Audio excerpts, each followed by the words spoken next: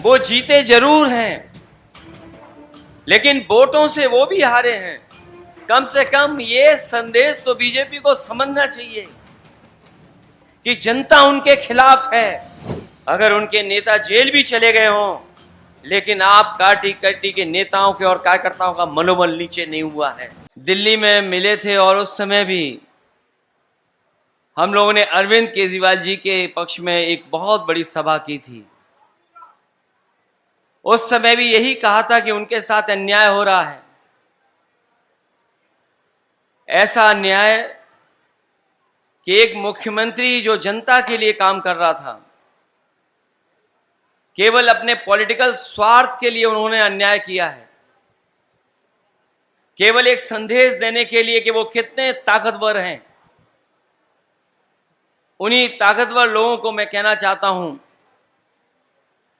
कि लोकतंत्र में सबसे बड़ी ताकत अगर किसी के पास है, वो जनता के पास है। जनता ही सर्वोपरि है। हाल में जो चुनाव हुए हैं, ये अलग बात है कि जो लोग कहते थे 400 पार, उन लोगों को जनता ने बहुमत नहीं दिया। और जिस प्रदेश से हम लोग आते हैं, उत्तर प्रदेश में, जहां वो दावा करते थे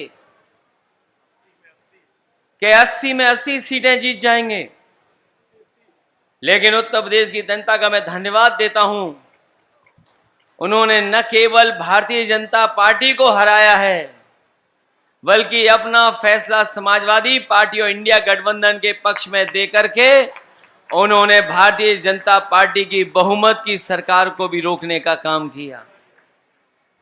जहां उनके सांसद हारे हैं, वहीं देश के प्रधानमंत्री जी भी वोटों से हारे हैं। वो जीते जरूर हैं, लेकिन वोटों से वो भी हारे हैं।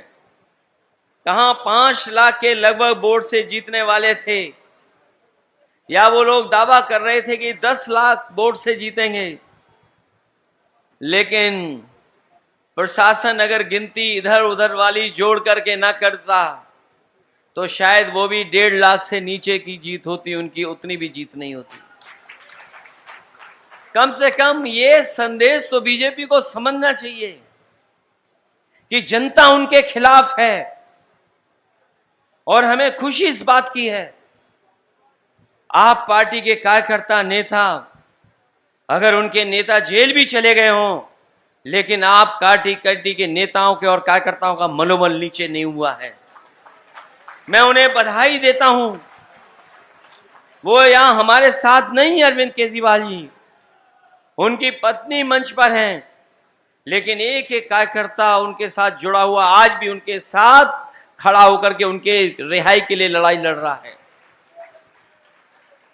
जहां ये सरकार एक मुख्यमंत्री को जेल भेज चुकी है, यहां हमारे साथी बैठे हैं, इन्होंने ऐसा अन्याय देखा है शायद लोकतंत्र में किसी ने भी अन्याय नहीं देखा होगा। और राजनीति में हो सकता है हमारी आपकी विचारधारा में हम कुछ स्वीकार करते हो, आप कुछ स्वीकार करते हो, लेकिन कभी ऐसा नहीं हुआ होगा कि पूरे के पूरे परिवार के साथ अन्याय हो जाए। केवल आदरणीय मोहम्मद आजम खान साहब को नहीं जेल भेजा, उनके परिवार के लोगों को भी, उनके तमाम सहयोगी साथियों को भी। यहां पर मुझे दिखाई दे रहा है जिन पर झूठे मुकदमे लगे हैं, कुछ दिन वो भी जेल हुआ है, लेकिन वो डरने वालों में से नहीं है। इसलिए ना आप पार्टी का कार्यकर्ता डर रहा है, ना हमारे ये समाजवादी लोग डर रहे हैं। अगर हमारा रास्ता लड़ने का ही है, संघर्ष का ही है, तो हम लोग लड़ने और संघर्ष करने का रास्ता स्वीकार करते हैं।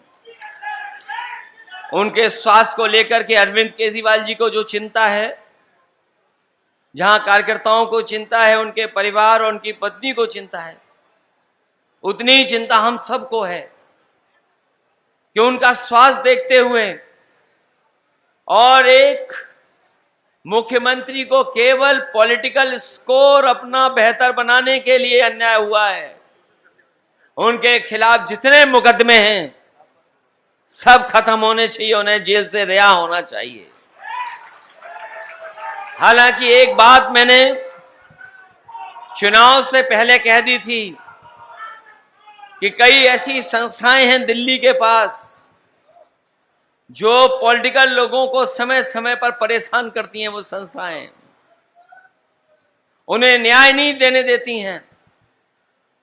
मैंने हालांकि वो कहा था एक सीनियर जर्नलिस्ट से, उन्होंने अखबार में भी छाप दिया था, कई ऐसी संस्थाएं हैं जो जानबूझ करके पॉलिटिकल लोगों को बदनाम करने के लिए, उनको अपमानित करने के लिए, झूठे मुकदमे लगाने के लिए हैं। अगर जब कभी भी संस्था हम लोग सत्ता में आएंगे, ऐसी संस्थाओं को हमेशा हमेशा के लिए खत्म कर देंगे। हमारे लोकतंत्र में किसी को झूठा फंसाना नहीं लिखा है। हमारे संविधान में झूठा फंसाना नहीं लिखा है। लेकिन बीजेपी का पता नहीं कौन सा संविधान है जिससे झूठा फंसा देते हैं। न जाने कौन से सेक्शन में ये व्यवस्थाएं बना देते हैं। इसलिए हमारी लड़ाई, और हम आपका हमेशा साथ देते रहेंगे। आप अच्छे दिन में भी होंगे, दुख तकलीफ में भी होंगे, तो हम समाजवादी लोग आपके साथ खड़े दिखाई देंगे। मैं आपको इस संघर्ष के लिए बधाई देता हूं। मैं आपके पार्टी के लोगों को धन्यवाद देता हूं कि उन्होंने मौका दिया है आने का। मैं एक बार फिर श्रीमती सुनीता केजरीवाल जी से कहूंगा कि वो लड़ रही हैं, पत्नी होकर के भी वो लड़ रही हैं, वो अपनी जिम्मेदारी निभा रही हैं। हम उनके दुख तकलीफ में उनके साथ हैं और संघर्ष में भी उनके साथ हैं। हमें पूरा भरोसा है उनको न्याय मिलेगा। और अपने यहाँ आए हुए समाजवादियों से भी कहना चाहते हैं कि देर हो सकती, अंधेर नहीं होगी। एक दिन आप देखोगे वो भी बाहर आकर के हम लोगों के साथ बैठे होंगे। इसी आशा के साथ हमें उम्मीद है कि न्यायालय उन सभी नेताओं को न्याय देगा जिनके ऊपर झूठे मुकदमे लगे हैं, जिन्हें पॉलिटिकल साजिश के तहत फंसाया गया है। मैं इन्हीं शब्दों के साथ मान जी का और संजय जी का और आप पार्टी के सभी नेताओं का बहुत बहुत धन्यवाद और आभार प्रकट करता हूं।